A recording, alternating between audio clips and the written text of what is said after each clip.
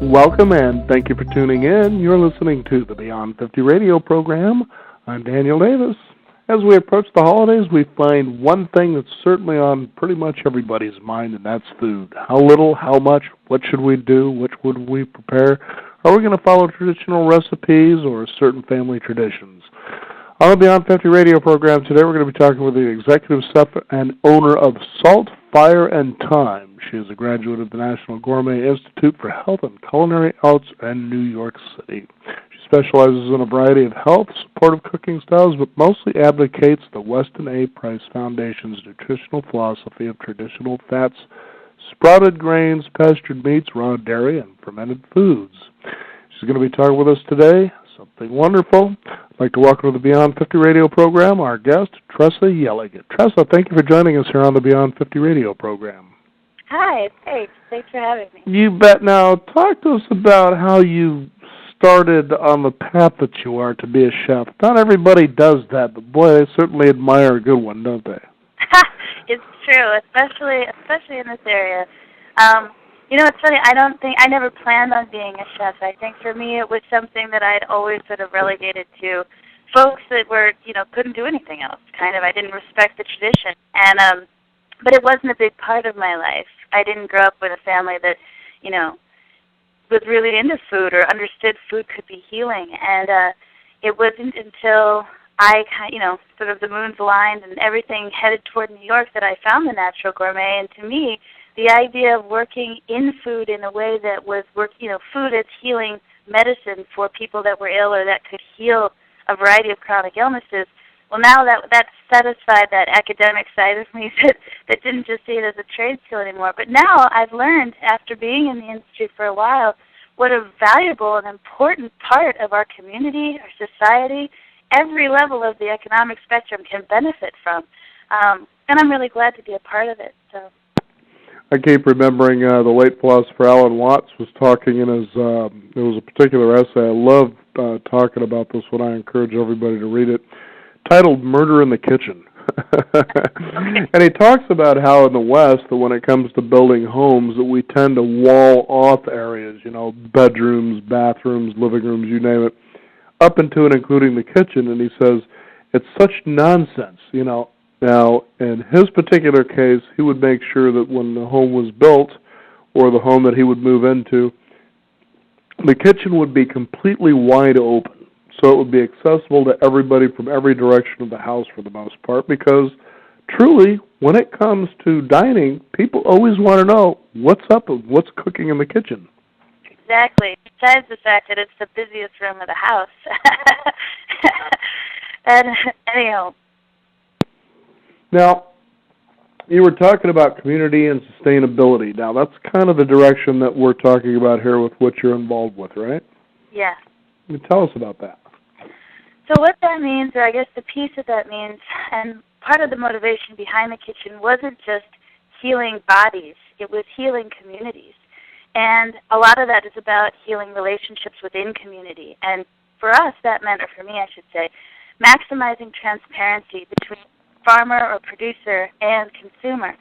So part of this project is about sourcing very high ingredients that are seasonally produced by local makers that care a lot about the quality of what they're doing and put a lot of thought into how that's done. So whether it be, sustainable biodynamics, organics, we're learning that there's a lot involved in, expressing the quality of your production. And so it's very important to know who your producer is to really be able to restore that trust dynamic. Because right now, I think the biggest issue with people trying to source and feed themselves is, there's an invisible back end to every box, every piece of fruit, everything in the market, and they've become very distrustful about what's happened to those products in the process, where they come from. Mm-hmm. And they're right to be suspicious because there's a lot that's not being disclosed and isn't required be disclosed, by the FDA or the USDA in the production of those foods. So the more local, the closer to home, the closer people get to the production of their food, the safer, the more trusting, the more nourished they're going to be by that food because it really embraces that relationship to that food from beginning to finish. So part of the kitchen that's kind of a fun part of the kitchen is that It's an entirely volunteer labor base because one of the biggest components was that it be a space for people to learn, a community resource, where they could learn not only about who is making their food, but where it's being made, how to make it, why this plays an important role in their nutrition, and start on a very gentle and conversational level to get them to understand seasonality, nutrition, organics, the fact that this plant came from a seed and why it's precious not to waste it, but even on the back end, after they've, restored their relationship to their kitchen and felt empowered to trust themselves around the stove again, then how to eat it, and also, how they could help others make that change as well, because a big part of this food issue that we're dealing with in this country, it's not necessarily about access. I mean, that's a very, very, very big piece. But it's about people just, believing that there is a relationship between how they feel and what they eat. And that pretty much doesn't exist anymore. We've lost that connection. And what's amazing is I think a lot of that is that we've lost the human connection, too. Mm-hmm. So it's very interesting to watch in the kitchen, in a kitchen full of volunteers, how the food almost begins as bait. And then they come back for an experience of each other, and they're learning from each other. They can ask questions of each other. I'm there constantly, to answer those questions, but also to encourage that conversation to flow. And it becomes a very multidimensional learning space. Mm-hmm. Tracy, actually mentioned a lot of really fascinating points for our listeners to really consider as they tune in here. And that is, first of all, as we consider the source of where our food comes from and how we trust those sources. The first thing is, I'd be a little leery. I'm sure the USDA really has great intentions, but like any government agency, it's pretty much a self-sustaining, sort of a self-survival entity. So it's going to do what's best for it economically speaking. That doesn't mean that us little end users are really going to benefit from that particular knowledge or wisdom. Would you agree or disagree with that? I absolutely agree. Okay. And then the next thing is, what was also interesting is that, for instance, here in America, we have seen a huge upswing in areas such as diabetes. We're talking 1 in 3 people will probably become type 2 diabetics in their lifetime. That's hugely alarming. The other thing, too, is the cancer epidemic. Now, this was a thing that you go back, say, 20, even 30 years ago, was a situation that was rare. It was almost like a meteor that would land in your backyard. That's how rare it seemed to be. But now it's almost as though we can count on possibly getting this. How ridiculous does it get? And certainly, I'm sure from your experience, you might think to yourself, I'll bet you that's almost directly in many ways tied into what we eat and how we process food. Absolutely. Absolutely. And that's one of the most fascinating parts of this business. To be honest, I thought my market would be the busy professional. What I'm finding, what's found me, I should say, is just the opposite. It's people with a very specific vested interest in quality nutrition because heads are turning in America to recognize that correlation between health and food, and also people realizing that food is medicine. It's not choosing between your medical bills and your grocery bills. They are one and the same. And so putting a little bit more into the quality of your food and how you're eating it is your medicine, not only a preventative, but a therapeutic, like a therapy. And so it's interesting to me, the bulk of my customers are exactly that. They're people that are recovering from cancer, trying to treat cancer, diabetics, people dealing with obesity, parents of children with developmental disorders, and also a lot of other folks in a multitude of issues. And it goes to show you it all begins, the healing all begins in the same place. And the interesting part of that is it begins in the gut. Our gut is directly tied to our immunity. And our body is sending us signals all the time saying, hey, I need help. And it might begin as a thirst we ignore. And then it becomes a headache we ignore. And then it becomes a deeper ache we ignore. And maybe then it becomes a stomach acid issue that we continue to ignore. And the more we suppress these symptoms, the greater their expression, where then it might become, point being, this is the path to diabetes. This is the path to insulin resistance. This is the path to cancer. But there are so many natural therapies that are effective, that are working all the time, that are saving lives, and they all begin with restoring the health of your gut.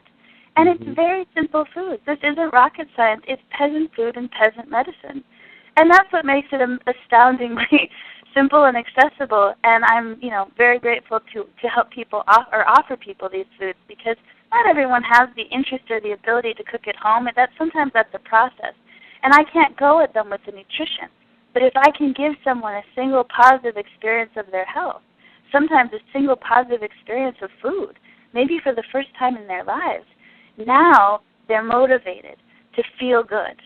And it's funny that you say that people have the inclination, the ability, or, whatever, the time, if you will, to want to cook. And, it was like I was telling my wife years ago, as I would perhaps be, at work. I'd get home usually late in the evening, and I still would find the energy most of the time to prepare dinner.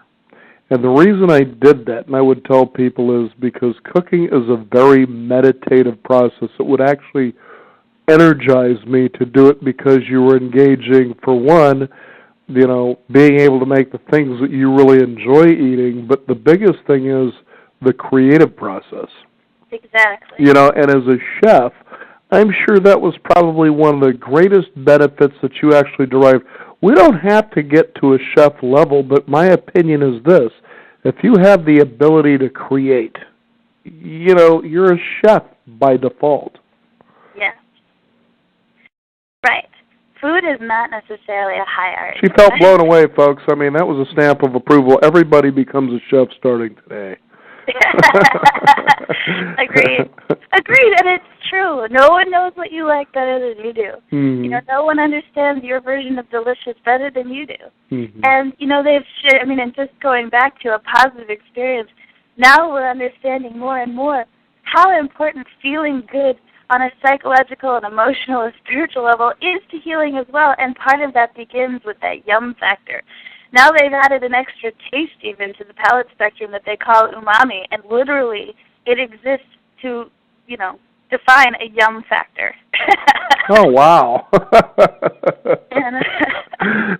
I always find fascinating, Tressa, when people, who actually go in the direction they do, such as you have with their lives, is with each one, I've always loved engaging in conversations with them, because there's always something very unique that you'll find about, let's say, the history of food, or it could be, for instance, the history of wine.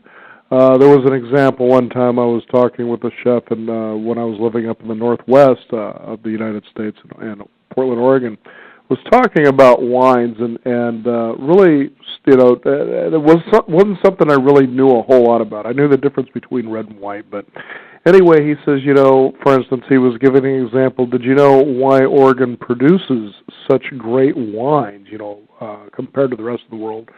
And he says, take a look. If you were to actually put a pencil right on the state of Oregon and draw it around the map, you'd find that it's in with the same region as France, which is very well known, for wines. Then he went on, that Champagne isn't truly Champagne unless it's from Champagne, France. And, these are things you wouldn't think about, but it was just fascinating to listen to that. And then there might be someone else who, there was a fascination with cheese, and talk about the history of cheese and how it's made and why certain cheeses are what they are. And one of the things that really started arising for me over the last several years when it comes to food is the production of food. As I mentioned earlier in the program, there's that essay by Alan Watts, Murder in the Kitchen. And within that, he talks about the fact that especially in industrialized countries such as the United States, that we tend to raise, manufacture, prepare, and eat our food as though we hated it. And fast food certainly has a stamp of approval when it comes to something like that. Now, if you could, based on what you do here, which is the sustainable, grocery and teaching of food, share a little history about what you think about the ideal of fast food, how it sort of came to light from your perspective. Oh, the evolution of fast food is all about economy. It's about efficiency, and it's about, industrialized culture. Mm-hmm. Taking people out of the field and putting them into the factory. And doing the same thing with food. What is it, better living through industry, better living through development, mechanization? Right. How do you mechanize food? How do you put a machine where there was never a machine to begin with? And, try to, maximize efficiency on nature's bounty? You don't. Not without problems. It's like taking something perfect and saying, I'm going to make it more perfect. Well, right. There's no such thing.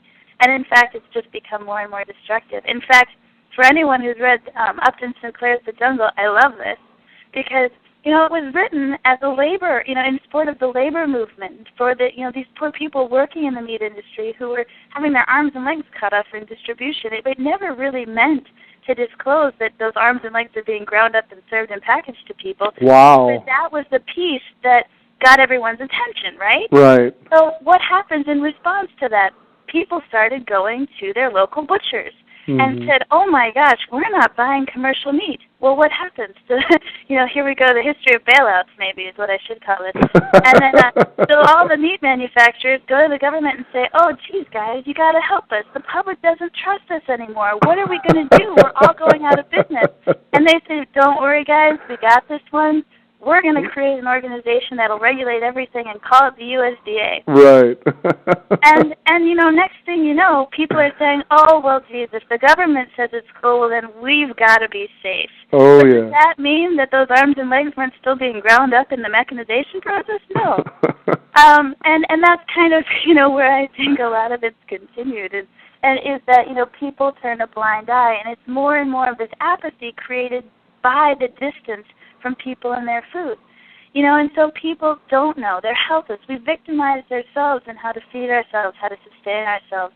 And we've outsourced all of that responsibility to people that we don't even know anymore. It's almost not even part of our communities. When I think about how many places in this country where a grocery store, nothing is grown within 200 miles that's actually being sold in that store, or more. And how many things in there are not even organic? How many of them have been genetically modified? How many people and processes have been involved in creating non-food food resources? I don't think people know how much has been stolen from them in terms of that person's human community heritage that is their relationship to food. This isn't a separate thing. This is not, communities don't necessarily need separate butchers and bakers and candlestick makers. We are all of those things. Right. And have the ability to be all of those things. And that's why I say this is not a high art.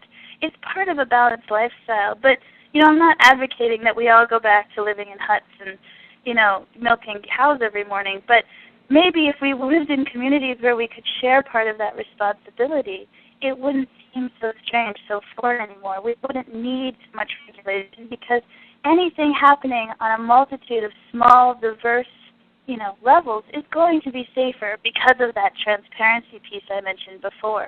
Mm-hmm. You should be able to ask questions and get the answers you want. You should be able to feel safe, and you should feel good when you eat your food.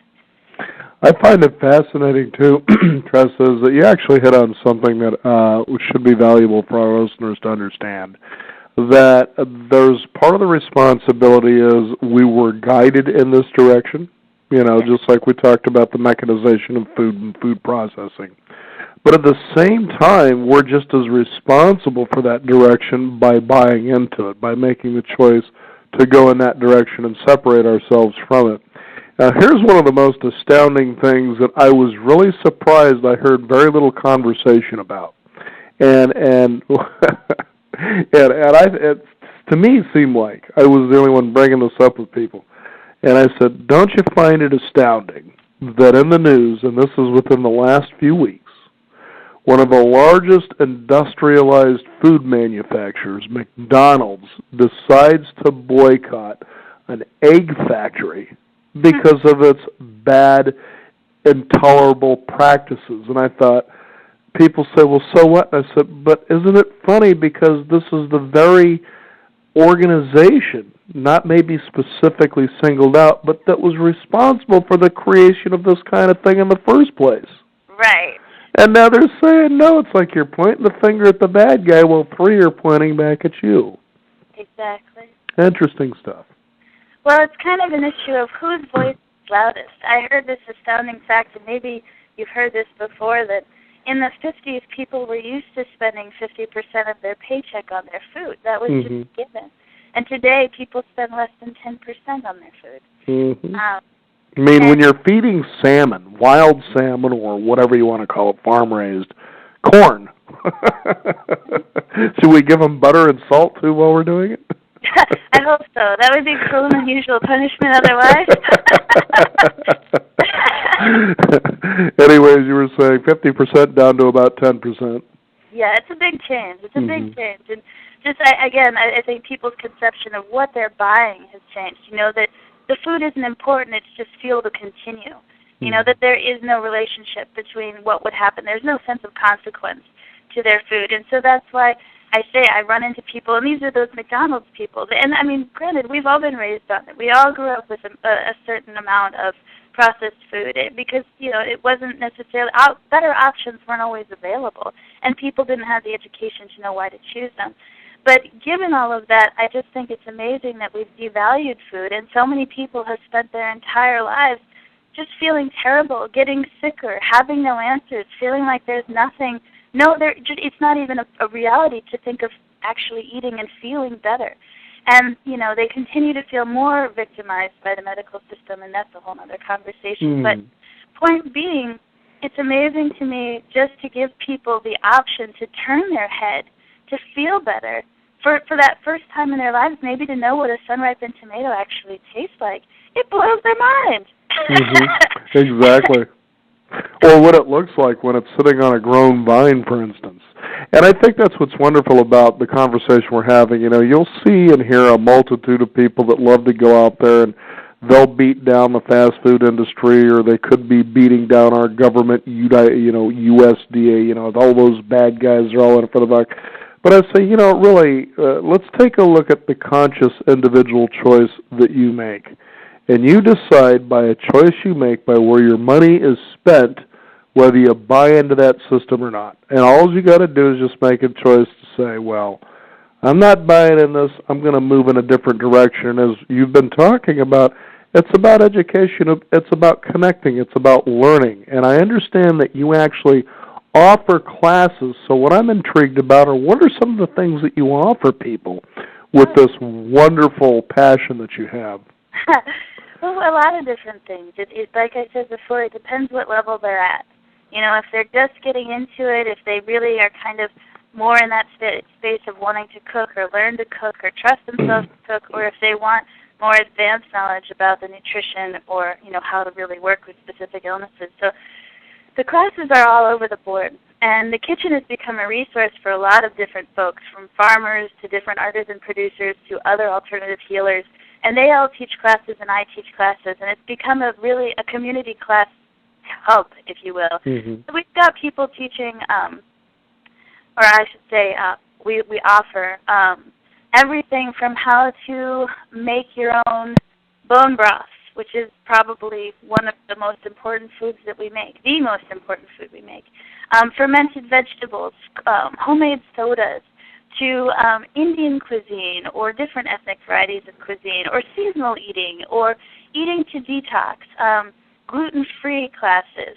Granted, then there's also folks who will teach classes on macrobiotics or different nutritional philosophies, like the new paleo diet or GAPS diet, which is stands for Gut and Psychology Syndrome. It's a whole other spectrum of diets, and so, you know, it's kind of all across the board. We've got, you know, folks coming in, or I will teach classes on working with organ meats, or how to smoke, or simple curing at home. If you want to learn to make your own bacon, I mean, it gets very simple, to just making soups and stews, all the way to a pregnancy nutrition course, or baby's first foods, or how to eat with diabetes, or how to reverse, for instance, autism with diet. You know, that's we do a lot of different things. So it changes all the time. It's really good to just keep up on the website with the calendar. But I really, it's it's important to me to have things all across the board. You know, in the beginning, we would even have some of the farmers come in. There's a gentleman who comes and does classes on bokashi composting and simple beekeeping, and I love that because it's all across the board. And again, I don't really care how people come to it, so long as they come to it. So the point was kind of to put a lot of irons out and see what stuck. Or not, I shouldn't say iron, that's the wrong metaphor, but you know what I mean. Yeah, you know, and you think too, Tressa, that you know, here we are around the time that it's the holidays. You know, Christmas is coming up around the corner. We just finished with Thanksgiving, and I always find it interesting on those particular holidays that we feel this urge. It's like it's pretty much been almost carved in stone that we need to overindulge, that we need to basically eat as much as we can stuff down our throats, you know, of all varieties. Okay, well, if that works for you and you understand why you're passed out for the rest of the day with bad football games, or maybe good ones, that happens. But, you know, that's not really such a good thing to do, really. Tell us about why overindulging and eating too much, you know, being gluttonous really isn't a great thing, especially if you're not part of the Coney Island hot dog eating competition. Well, it's hard, but it's also natural. I mean, I think it's hard to beat yourself up when that's sort of the cultural tradition of indulgence. You know, this is a time of abundance, of coming together. And so, you know, you're caught up in conversation and family and presence, and you should be caught up in the revelry. It's really hard not to, you know, to slow down and pace yourself and check in with what you're eating. But, you know, it is hard because anytime you overload your system like that, all of your energy, all of your system goes to digesting that food. So that's why you get tired. It's because everything in your body has to stop to work on digesting that food, which means everything else gets put on hold. And those are things like your hormone, you know, creators, your blood sugar regulators are on overdrive. You know, your nervous system, everything else just kind of gets put on the wayside until your body's done digesting that food. And the other awkward thing is that because there's so many different flavors, so many different types of food, you know, your body digests all of those things at different rates and in different stages. And so it has to sit down and sort of prioritize what it's going to do first and, you know, what it's going to wait on. And so that's why everything stops and you get very uncomfortable. And that's when people run and reach for the stomach, you know, the antacids. That's actually maybe not the best response because that acid is created to help digest your food. Your body creates something, its own antacid, to neutralize that stomach acid before it goes into your intestine. But the reason it's creating so much is because it's got a big job to do. And the last thing you want to do is get in its way of being able to do its job. So, not that I'm telling you not to, you know, care for yourself, but my point is there's a reason for everything you're feeling. So, you know, when we do choose to be that gluttonous, you know, it's lovely and it's wonderful and it's part of the social nature of food, but it's, you know, if we're going to lend ourselves to the social side, then we're ignoring all of our health. So sometimes there are just some simple food combining tricks that can help. One of them is trying to keep fruit away from anything else you're eating. And the only other real food combining trick, which I know is going to sound really, really difficult, is trying to keep any starchy vegetables away from your animal proteins or proteins in general. And that if you can separate those two, if you're just going in that direction and you're just going for it, those are the things that are going to help. But, you know, the other thing is there are ways that you can lend your body a hand, and that's giving it some extra support with fermented foods, adding some extra cultures via probiotic supplements or a cultured vegetable or drink to just put a little extra activity in there so that your body has a little help in breaking that food down and moving it along. You know, another thing we do that's great for that is bone broth. And I don't know if you've ever even heard of it, but bone broth is this old world food, and it's a magic panacea. It really is. But one of the things that it does very, very well, because it has a high gelatin content, is it really helps in aiding digestion, soothing hyperacidity. And if you include it in your diet at any part of the day, it will help your body continue to break down food for the rest of the day, no matter what you eat and when you eat. That sounds like so much fun. You know, as a matter of fact, our producer had actually approached and said, could you ask the question about what bone broth soup is? And naturally he came up with it, but talk to us about what it is, how somebody would say, okay, this bone broth soup, okay, give us an idea, you know, obviously as you have what it does, but what is it? How do you make it? It's very simple. It's really simple. It couldn't be simpler. Basically, it's just bones, a variety of different bones from a pastured animal, and that's important, that the animal be from a place where it's not, you know... free-ranging, roaming, just kind of doing its own thing, right. Okay. Expressing its animalness. And then we take those bones, put them in a slightly acidulated water, using, you know, an apple cider vinegar, hopefully, or some kind of a vinegar, and that begins to leach out a lot of the mineral content in those bones, and then it's cooked very gently for about 3 days, at least 8 hours, but we cook ours for about 8 days, and what that does is it draws out all the cartilage for collagen, for gelatin, for minerals. It contains all kinds of marrow, calcium, magnesium, potassium, phosphorus, and you know, it can treat just about anything. It's an amazing, amazing thing. It helps support bone and tendon growth. Great for people that are arthritic. It's essential for cancer treatment. Great for folks with diabetes, anemia, muscular dystrophy. It's almost a perfect food. It has almost not a complete spectrum of aminos to make it a complete protein, but it's enough of a protein to really sustain. It has, in particular, arginine and glycine, which are really, really important for enhancing immune function, supporting the thymus and the pancreas, you know, supporting the central nervous system, boosting energy, necessary for bile production, that thing that goes in and neutralizes your stomach acid. But it's almost a complete food. So it's very sustaining. It's a wonderful, soothing. It's incredible that something so simple could be so foundational. But in every other tradition of cooking, they look at bone broth as being the signifier of not only the quality of the animal, but the quality of the food to be produced, and nothing would begin without broth. And in a lot of cultures, they do. They begin a meal with a shot of bone broth because they recognize how important it is to the rest of the meal. And taking a look at everything you've just said about the benefits of bone broth soup, it's when you take a look at an ad today, whether it's something you hear on the radio or perhaps you see in television, is they love to do those promotions for, you know, an ailment that you might have, and here is a pill and a solution for that.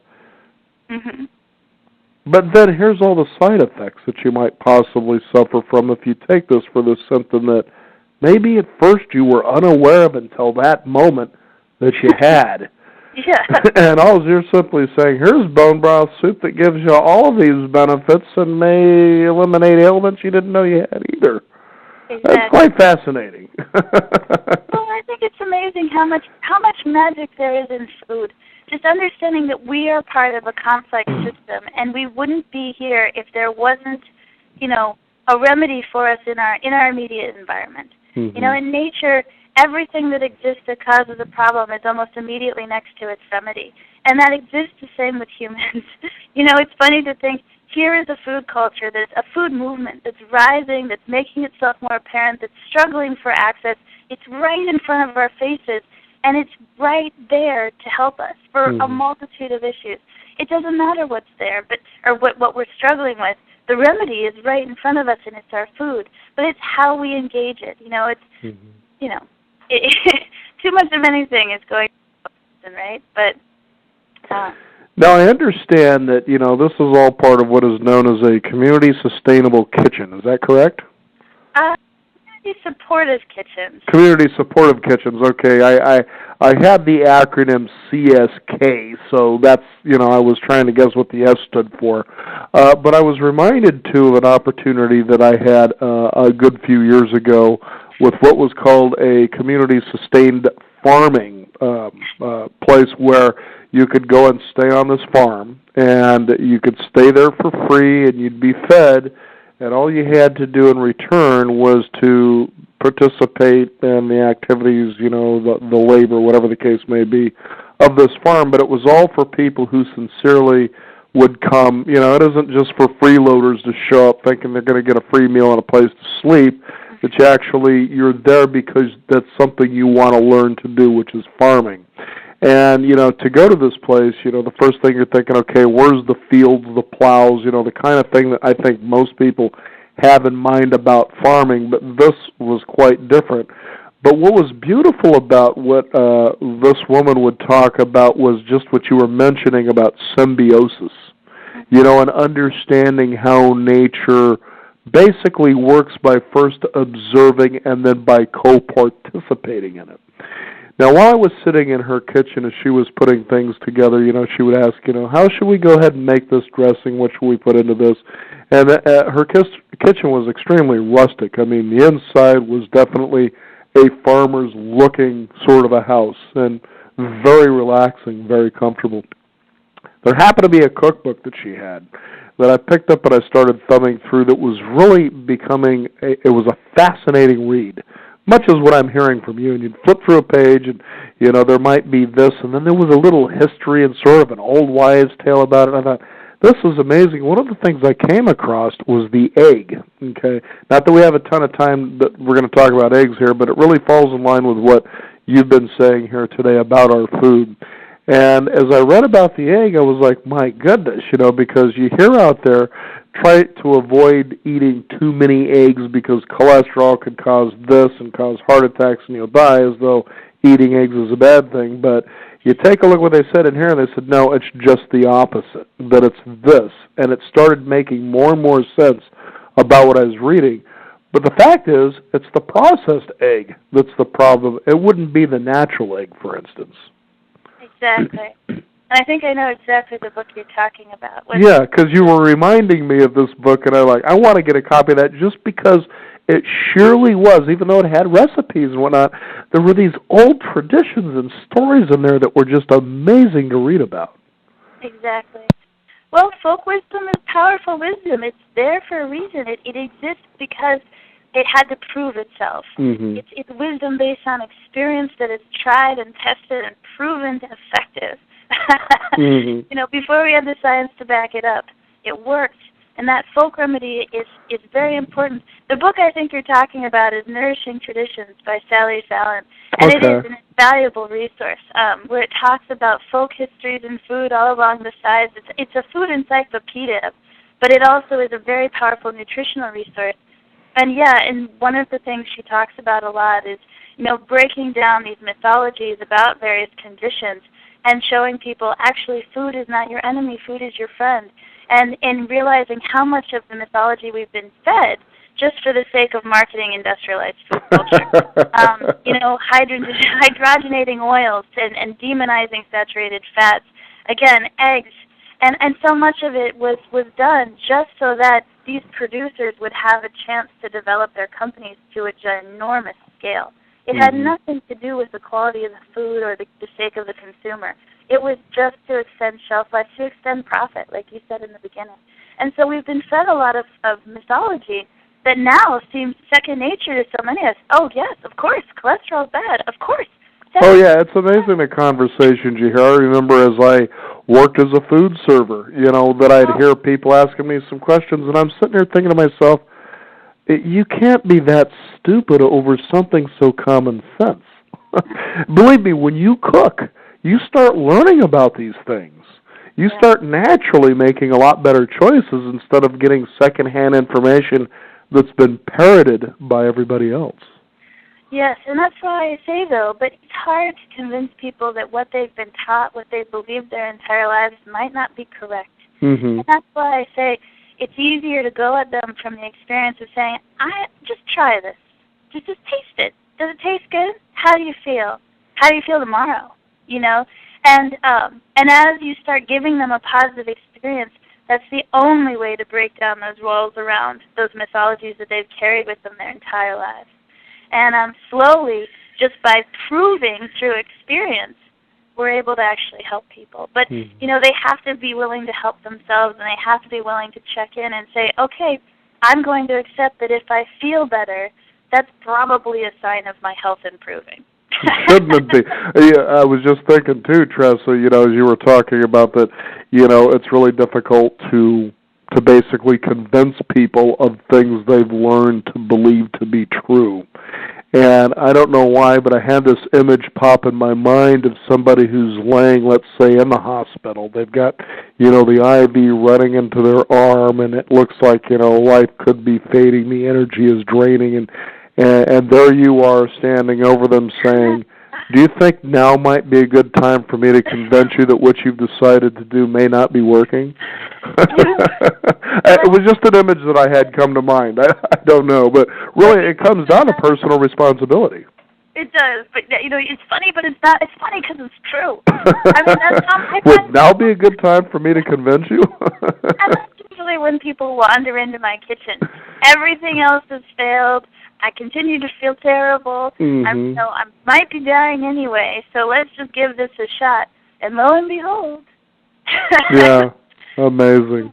There was another book, too. I mean, we could this is a conversation that could be fun all day long, and again, ultimately what I hear you say, and I hope the listeners are hearing both of us say together, is you can point your fingers out there and look at them and call them the bad guys. Maybe they were part of how we ended up the way we do about our attitudes of food, but ultimately you as an individual make the choice whether to buy into it or not. It's up to you. And certainly you're a direction a person can go where they can empower themselves to make better choices for themselves. It's about the choices they make for themselves and how they feel. And, another book that came to mind, this was years ago, back in the early part of the 1990s, there was so much info glut about diet. It seemed everybody at one time or another was coming up with a new diet. I started feeling like that dog with 15 owners that each had a whistle that were blowing it to confuse me about which direction I was supposed to go that would be the best way. So I go to the library, and I type in the word diet or nutrition. I can't remember what it was, and up popped almost 400 titles of books that related to the subject within the system of the library. And I thought, well, instinctively, I'm just going to look to what I would think would be the best title for what it was I was looking at, which was anything that would cut to the basic truth about what good diet was. And the one book that came up was called Diet and Nutrition, A Holistic Approach. And this was a fascinating book all by itself. And it talked about, for instance, as you mentioned earlier in the program, regionality of food. When you were talking about Indian cuisine or Chinese food or Mexican food, you realize these are regional foods. There's a reason why they are being eaten. To take a harder look at what region are you in and what are you eating. If you're living in the Northwest like I had, what is really indigenous to that area? Seasonal. What is seasonal and in season?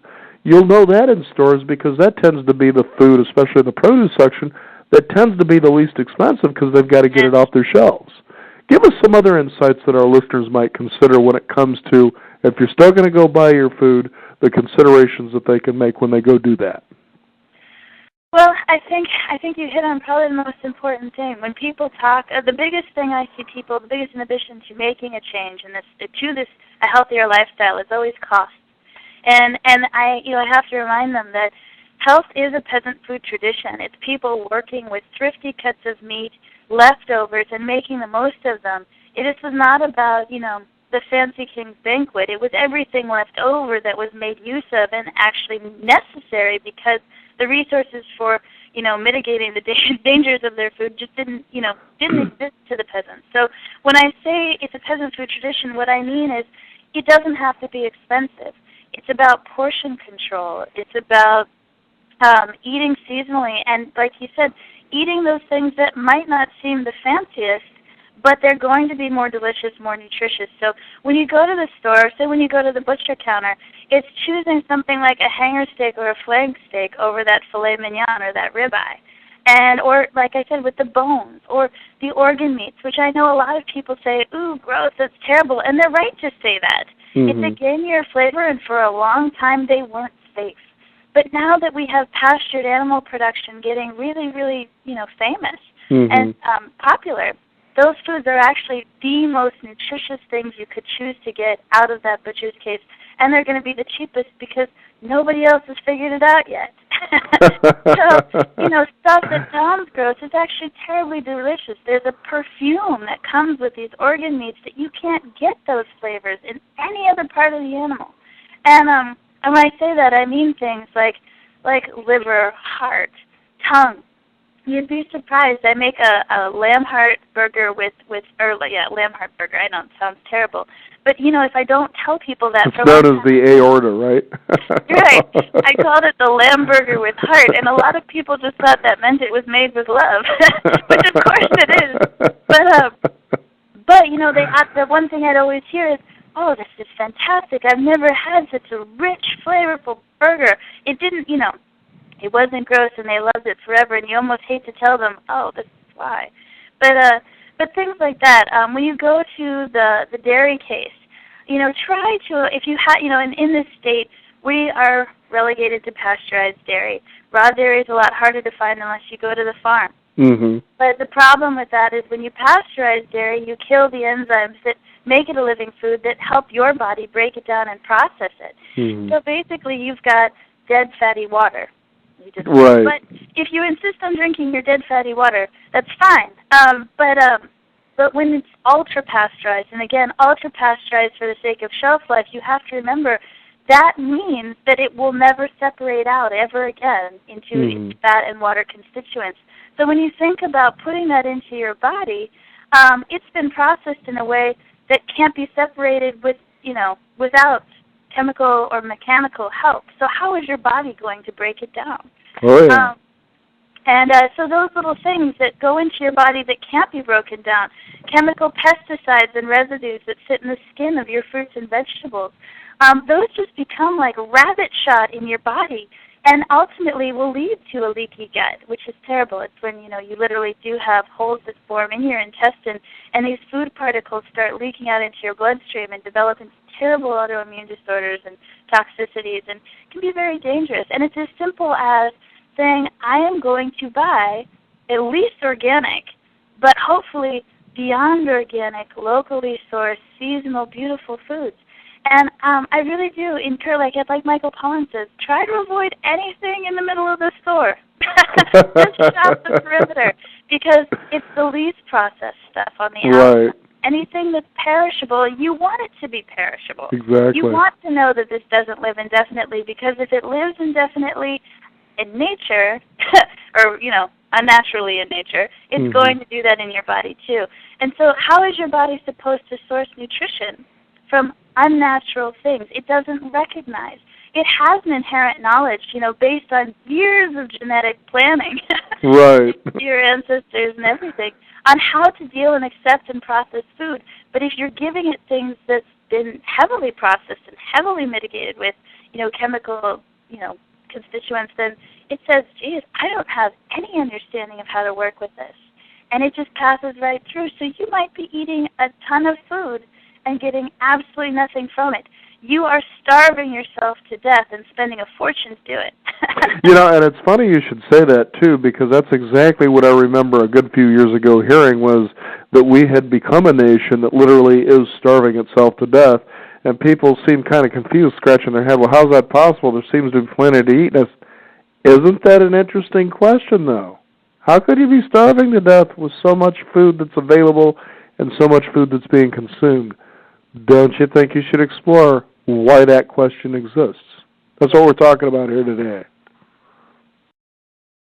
Boy, you got a fascinating life that you've created for yourself. Do your parents still make the Thanksgiving dinner every year? Oh, absolutely not. That's my mom's job. I wouldn't fight her for that. I'm a chef 364 days out of the year. Mom can do it at least one, right? Now, Tessa, if you can, now I understand that your this community kitchen of yours is the fourth of its kind in the country, and it sounds to me like they're beginning to really grow and take hold, just like the community-sustained farming. And I think that's very encouraging, because it helps put us back in touch with where we should have never lost sight of in the first place, and that is, what is our food, where does it come from, how is it prepared, those kinds of things, so we have that individual responsibility. Again, it's not about a blame game. It's about you taking individual responsibility for, your own life. It's not somebody else's responsibility. It's yours. But, Tressa, if you could, please give out a website where they can find out more about this. Oh, sure. The website is www.saltfireand, A-N-D spelled out, time, T-I-M-E. What, without the T-H-Y? Well, what are you doing here, time? Well, the name is really meant to be the three basic elements of food production. Right. Salt, fire, and time. Using there would have been too Not sage, rosemary, and thyme, but salt, fire, and thyme. I got you. Yeah, my dad still calls it earth, wind, and fire. I can't help it. So go ahead, the website? It's www.saltfireandtime.com. Very good. Tressa, it's been a true pleasure to have you here on the Beyond 50 radio program. Perhaps we can revisit this and talk about middle-aged sexuality in food and you. Sure. Thank you again for joining us here on the program. Thank you very much. You bet. Again, it's www.saltfireandtime is the website. Thank you again for joining us. We also encourage you, the listeners, to visit us at our website, which is beyond50radio.com. That is the number 50. Sign up for our free weekly e-newsletter as well. I'm Daniel Davis. Again, thank you for tuning in. This is Beyond 50, and remember, live your day past halfway.